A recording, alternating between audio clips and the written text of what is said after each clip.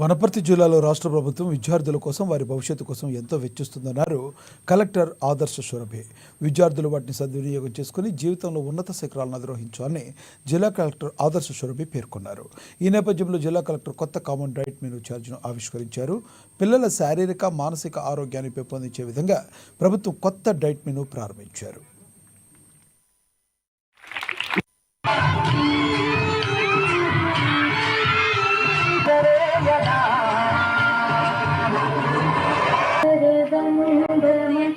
Performing well. ఒక 4-5 students ని we are planning to send to some premier institutions. ఇక్కడ IIT Hyderabad కి ఒకసారి ట్రిప్ తీసుకెళ్తాం, మిమ్మల్ని ఉస్మానియా కి ట్రిప్ తీసుకెళ్తాం. కానీ that option is only for toppers. Only top 5 top 10 ఎవరైతే ఉన్నారో కేవలం వాళ్ళని మాత్రమే పంపిస్తాం. మేము వాళ్ళు వచ్చి మీ ఫ్రెండ్స్ అందరికి మీకు చెప్తారు అక్కడ ఎట్లా ఉండి, మీకు ఫొటోస్ చూపిస్తారు, అన్ని చూపిస్తారు. సో ఆ మీకు ఛాన్స్ మీకు కావాలంటే you have to perform well, you have to be amongst toppers. అదే విధానంగా ఇప్పుడు ఫుడ్ కి వస్తే I hope there is a mess committee. Mess committee మనకుందా? స్టూడెంట్స్ లో ఎవరెవరు ఉన్నారు మెస్ కమిటీలో?